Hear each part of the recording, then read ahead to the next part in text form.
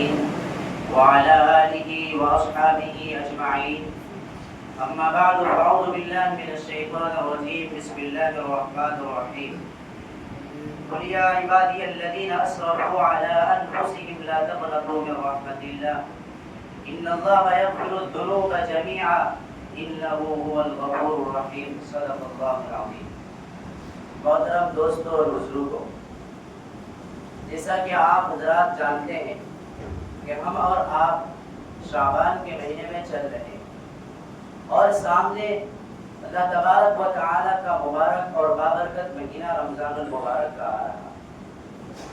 اس سے پہلے ہمارے سامنے ایک ایسی رات آ رہی ہے جسے شب برات کہا جاتا ہے، اور اس رات کی بے شمار فضیلتیں اللہ کے نبی صلی اللہ علیہ وسلم نے احادیث مبارکہ میں فرمائی ہیں. احادیث کی کتابیں شعب الایمان، اسی طرح مسند احمد اور سنن ابن ماجہ اور دیگر کتابوں میں اللہ کے نبی صلی اللہ علیہ وسلم نے اس رات کے سلسلے میں فضیلتیں بیان فرمائی ہیں. چنانچہ اللہ کے نبی صلی اللہ علیہ وسلم نے حضرت عائشہ سے فرمایا، پوچھا یا عائشہ کیا آپ کو پتہ ہے اس رات کے سلسلے میں کہ یہ کون سی رات ہے؟ حضرت عائشہ نے فرمایا اللہ و رسولہ اعلم، کہ اللہ اور اس کے رسول زیادہ جاننے والے ہیں، مجھے اس کا پتہ نہیں ہے. تو اللہ کے نبی نے فرمایا کہ یہ وہ رات ہے جس میں اللہ تبارک و تعالی بندوں کی طرف نظر رحمت فرماتے ہیں، اور جو مغفرت چاہتے ہیں اللہ تبارک و تعالی اس کی مغفرت کرتے ہیں، اور جو رحمت چاہتے ہیں اللہ تبارک و تعالی ان کو رحمت سے نوازتے ہیں، اور جو لوگ بغض کرتے ہیں، شرک کرتے ہیں، اللہ تبارک و تعالی اس کو ان کی حالت پر چھوڑ دیتے ہیں. اور احادیث مبارکہ کے اندر اور بھی بہت ساری فضیلتیں. اسی طرح اکابرین امت میں سے امام شافعی رحمۃ اللہ علیہ فرماتے ہیں کہ یہ وہ رات ہے جس میں دعا قبول ہوتی ہے. اور دیگر حضرات علامہ ابن رجب بصری رحمۃ اللہ علیہ، ابن تیمیہ رحمۃ اللہ علیہ اور علامہ حسقفی رحمۃ اللہ علیہ، یہ تمام حضرات فرماتے ہیں کہ اس رات میں عبادت کرنا یہ مستحب ہے. ذکر و تلاوت اور یہ کرتے رہنا چاہیے، نفل نماز کی پابندی کرنی چاہیے. اسی طرح حضرت تھانوی رحمۃ اللہ علیہ فرماتے ہیں کہ یہ 15ویں شب یعنی شعبان کی 15ویں رات یہ ایسی رات ہے کہ یہ شعبان کے مہینے کے لیے ایک اعتبار سے سردار ہے، کہ یہ اس مہینے کی بزرگ والی رات ہے، اور آنے والا دن یعنی 15واں دن یہ برکت والا دن ہے. اور اسی طرح فتاوی کی کتاب میں بھی اس رات کی فضیلتیں بیان کی گئی ہے.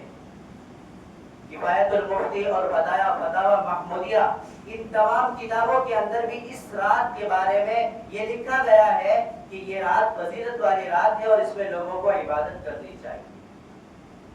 جہاں اللہ کے نبی صلی اللہ علیہ وسلم نے اس رات کی فضیلتیں بیان کی، وہیں پر فرمایا کہ اس رات کی فضیلت سے بہت سے ایسے لوگ ہیں جو محروم رہ جاتے ہیں، جبکہ اللہ کی نگاہ رحمت پورے بندوں کی طرف ہوتی ہے. اس کے باوجود بھی بہت سے لوگ ایسے ہیں جو اس رات کی فضیلت سے محروم ہوتے ہیں. تو احادیث مبارکہ کے اندر اس کا تذکرہ کیا گیا کہ وہ کون لوگ ہیں. نمبر 1 پر وہ لوگ ہیں جو مسلمانوں کے سلسلے میں اپنے دل میں کینہ رکھتا ہے، اور دوسرے نمبر پر بغض رکھنے والا، تیسرے نمبر پر اللہ کے ساتھ شرک کرنے والا اور زنا کرنے والا، بدکار عورت اور مرد، اور اسی طرح شراب پینے والا، چوری کرنے والا اور رشتہ داری کو توڑنے والا، اور اسی طرح والدین کے نافرمان. یہ ایسے لوگ ہیں کہ اس مبارک رات کی فضیلت سے بھی یہ لوگ کیا ہو جاتے ہیں؟ محروم ہو جاتے ہیں. تو آئیے اللہ نہ کرے کہ ہم میں سے کوئی ایسا ہو، اگر ہو تو توبہ کرے، اپنے دل کو پاک صاف کرے. اللہ تبارک و تعالیٰ کو توبہ کرنے والا بہت زیادہ پسند ہے. جب کوئی بندہ اللہ تبارک و تعالیٰ کے پاس توبہ کے لیے آتا ہے اور گناہوں کو دھونے کے لیے اللہ کے پاس آتا ہے تو اللہ بہت خوش ہوتا ہے. حدیث مبارکہ کے اندر اس کی ایک مثال بیان فرمائی کہ ایک شخص ہے، وہ جنگلات کی طرف اور ریگستان کی طرف سفر کرنے لگا، اور اونٹ پر سوار ہو کر اس اونٹنی کے اوپر اس کا کھانا پینا سارا سامان اس اونٹنی پر ہے، سواری پر ہے. ہونے کی وجہ سے وہ درخت کے سائے میں سو جاتے ہیں. جب وہ سو کر اٹھتا ہے تو دیکھتا ہے کہ میری اٹھنی نہیں ہے. اب یہ ریگستان ہے, یہاں پر کوئی آنے جانے والا نہیں. اب اس کو کھانے پینے کی جتنی ساری چیزیں تھی, اس کی ساری چیزیں اس کو اٹھنی پڑتی. اب یہ پریشان, ادھر تلاش کر رہے ادھر تلاش کر رہے, یہ ساری چیزیں اٹھنی مل نہیں رہی ہے. تو تک ہار کر یہ سوچ کر کہ اب تو میری موت پکی ہے, پھر سو جاتا ہے, آرام کرنے لگتا ہے. پھر جب اس کی آنکھ کھلتی ہے تو دیکھتا ہے کہ اٹھنی اپنے پاس دیکھتا ہے.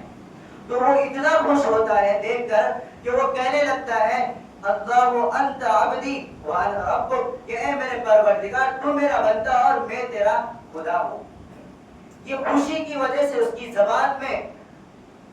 زبان لرز اٹھتی ہے اور وہ کہنے لگتا ہے کہ تو میرا رب, تو میرا بندہ ہے اور میں تیرا خدا ہوں. اس سے کئی زیادہ خوشی اس وقت اللہ تبارک و تعالیٰ کو ہوتی ہے جب کوئی بندہ توبہ کر کے اللہ کے پاس آتا ہے.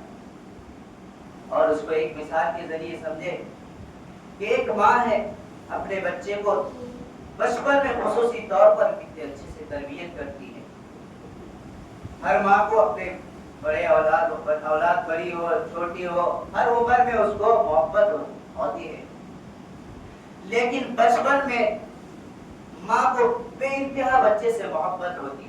اگر وہی بچہ ماں سے جدا ہو جائے, گم ہو جائے, تو ماں کی ممتا کتنی مچل اٹھے گی اور کتنی پریشان ہوتی ہے. ماں تڑپتی رہتی ہے, کھانا پینا چھوڑ دیتی ہے, ہمیشہ اپنے بچے کے بارے میں سوچتی رہتی ہے. جب وہ بچے کی خبر آتی ہے کہ میرا بچہ آنے والا ہے, مل گیا ہے, تو وہ عورت, وہ ماں دوڑ کر اس بچے کو اپنے آگے سے دوڑ کر کے اپنے سینے سے لگا کر چومنے چاٹنے لگتی ہے اور کہتی ہے میرا بچہ تو کہاں چلا گیا تھا.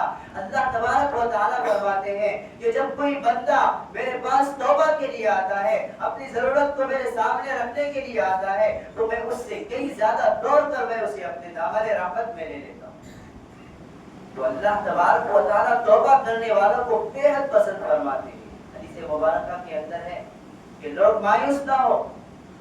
اللہ تبارک و تعالیٰ دن میں اپنے دونوں ہاتھ کھلے رکھتے ہیں کہ رات میں کوئی بندہ میرا گناہ کیا ہوگا, میری نافرمانی کی ہوگی, اسے احساس ہوگا کہ میں نے یہ غلط کیا. جب یہ ایسا غلطی کا احساس کرتے ہوئے میرے پاس آتا ہے تو اللہ فرماتا ہے میں دن میں اس کے لیے دونوں ہاتھ کھول کے رکھتا ہوں کہ آئے میں اسے اپنے دامن میں رحمت میں لے لوں اور اس کے گناہوں کو معاف کروا دوں. اسی طرح دل کا کیا ہوا گنہگار بندہ جب رات میں اللہ کے پاس پہنچتا ہے تو اللہ تبارک و تعالیٰ اسی طرح اس کے گناہوں کو معاف فرما دیتے ہیں. قرآن کریم کے اندر فرمایا کہ جب کوئی بندہ توبہ کر کے اللہ کے پاس آتا ہے تو اللہ تبارک و تعالیٰ کتنی بڑی نعمت اس کو عطا فرماتا ہے. قرآن کریم میں ہے الا من تاب وآمن وعمل صالحا فاولئک یبدل اللہ سیئاتہم حسنات, کہ جو بندہ توبہ کر کے آتا ہے پھر نیک عمل کرنے لگتا ہے تو اللہ تبارک و تعالیٰ اس توبے کی برکت سے اس کے پچھلے جتنے گناہ ہیں سارے گناہوں کو نیکیوں سے تبدیل کر دیتے.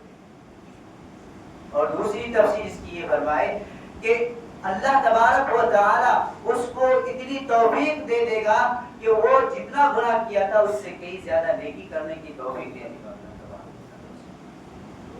تو ہم ہیں کہ ہم اللہ کے سامنے جائیں, پاک صاف ہو کر اللہ کے سامنے جائیں تو ہمیں یہ رات کی فضیلت مل سکتی ہے. اس مبارک مہینے میں اللہ کے سامنے ایک صاف برتن کی طرح جائیں تو پھر اللہ تبارک و تعالیٰ کا استغفار بھی ہمارے لیے خطرناک ہوگا. اللہ ہمارے سارے گناہوں کو معاف کر دیں گے اگر ہم اپنے گناہوں کی کو بند نہیں کیے, اگر ہم اپنے گناہوں کے سراغ کو بند نہیں کیے تو ہمیں اس رات کی فضیلت اور اس مہینے کی فضیلت ہمیں نہیں مل سکتی ہے. بس آخری مثال دے کر میں بات ختم کرتا ہوں. دیکھو یہ مسجد کے دونوں کناروں میں یہ کئی سوراخیں ہیں. اگر یہ سوراخ بند کیے بغیر کوئی آدمی اگر اس مسجد کے اندر اے سی لگا دے تو کیا بتاؤ اس کو اس اے سی کی ہوا سے اس کو فائدہ پہنچ سکتا ہے؟ کیا وہ اسے ٹھنڈک محسوس ہو سکتی ہے؟ ہرگز نہیں ہو سکتی. کیوں؟ اس لیے کہ اے سی تو خطرناک لگایا, اے سی کی ہوا بھی آ رہی ہے, لیکن اے سی کے لیے جو ضروری چیزیں تھی اس کو سوراخ کا بند کرنا اس نے بند نہیں کیا. میرے بھائیوں اس کو اے سی کی ہوا نہیں لگے گی. اسی طرح اگر ہم اپنے گناہوں کو چھوڑے نہیں, ہم اپنے گناہوں سے باز نہیں آئے اور ایسے ہی اگر اللہ کے سامنے اس رات کو چلے گئے تو پھر ہمیں بھی اس رات کی فضیلت ہمیں نہیں ملے گی۔ اللہ تبارک و تعالی ہم تمام کو کہنے سننے سے زیادہ عمل کی توفیق عطا فرمائے اور اس مبارک رات کی فضیلت سے ہم تمام کو مالا مال فرمائے۔ آمین۔ وآخر دعوانا الحمدللہ۔